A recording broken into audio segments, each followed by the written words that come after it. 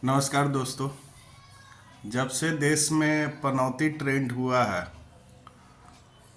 हर कोई ये साबित करने पे तुला हुआ है कि नहीं, हमारे प्रधानमंत्री पनौती नहीं है। चाहे वो गोदी मीडिया हो या फिर बीजेपी के लोग हों या उनके कार्यकर्ता हों, हर कोई यही साबित करने में लगा है कि नहीं, हमारे आदरणीय प्रधानमंत्री जी पनौती नहीं है।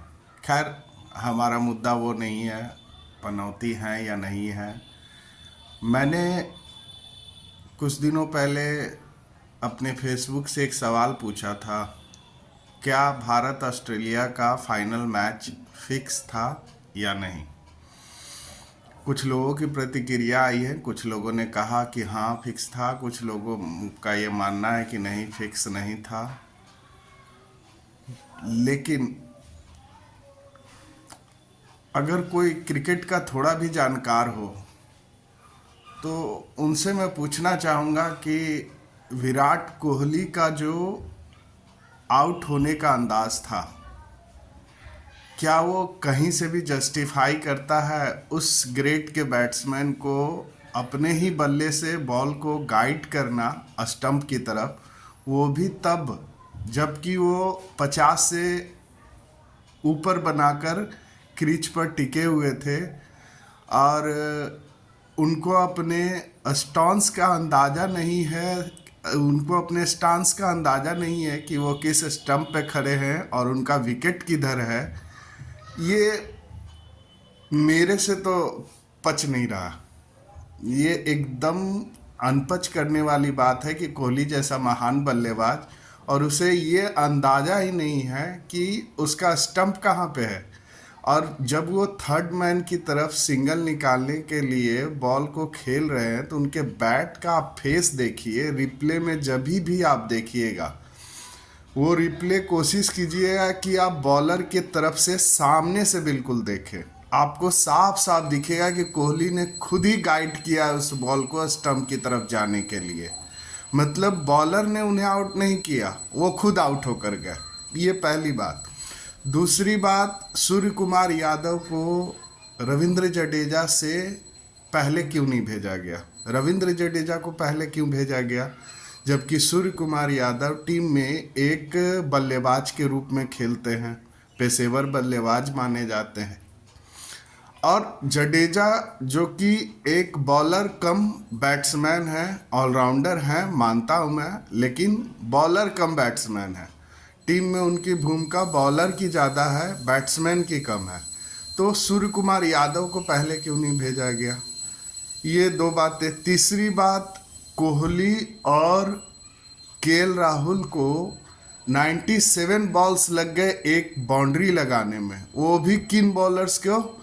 मैक्सवेल बॉलिंग कर रहे थे, ट्रेविस हेड बॉलिंग कर रहा था और एडम जैम्पा बॉलिंग कर रहे थे। एडम जैम्पा ठीक है, चलिए वो रेगुलर बॉलर की गिनती में आते हैं। उनकी बॉल के पीछे आप, मैं समझ सकता हूं कि आपको बाउंड्री लगाने में दिक्कत हो रही होगी, पिच थोड़ा स्लो था। लेकिन आप आईसीसी रैंकिंग में सेकंड और थर्ड नंबर के बल्लेबाज हैं। इतने महान बल्लेबाज कोहली 50 शतक लगा चुके हैं, सचिन से उनकी तुलना की जाती है। केएल राहुल भी मंझे हुए बल्लेबाज हैं और वो उनको part time bowlers like Maxwell और ट्रेविस हेड को मतलब सिंगल निकालने में भी तकलीफ आ रही थी। रोहित शर्मा जब आउट होकर गए थे, टीम का एवरेज था 8 रन्स पर ओवर का, जिसको वो लोग मतलब रिड्यूस करते करते 5 से नीचे तक लेके गए थे। मतलब पहले 8 आया, फिर 7.5 आया, फिर 7 आया, 20 ओवर तक जाते जाते वो 6 का एवरेज हो गया। फिर 20 से 30 में 5.5, 5, और उसके बाद 50 ओवर तक जाते जाते वो 5 से नीचे का भी हो गया। ये बात हजम नहीं हुई। चलिए ठीक है, ये भी बात मान लेते हैं। 240 उस पिच के ऊपर मुझे कहीं से भी नहीं लग रहा कि वो डिफेंडेबल टोटल नहीं था। वो बिल्कुल डिफेंडेबल टोटल था। अजय जडेजा और कुलदीप यादव अगर अपने पोटेंशियल पे बॉलिंग करते तो 240 क्या, ऑस्ट्रेलिया को 200 रन बनाने में भी तकलीफ हो जाती। लेकिन वो लोग अपने पोटेंशियल पे बॉलिंग नहीं कर रहे थे। दूसरी बात, रोहित शर्मा जान रहे हैं कि उनको सिर्फ 240 रन डिफेंड करना है, वो विकेट लेकर ही किया जा सकता है या सिंगल रोक कर किया जा सकता है। बैट्समैन को मौका देना चाहिए था कि या तो आप बाउंड्री हिट कीजिए, अदरवाइज आप विकेट देके हमें जाइए। लेकिन वो क्या कर रहे थे, वो आसानी से सिंगल दे रहे थे, सारे फील्डर पीछे थे और वह ऑस्ट्रेलिया के प्लेयर आराम से 5 और 6 रन प्रति ओवर बनाने में सफल हो रहे थे।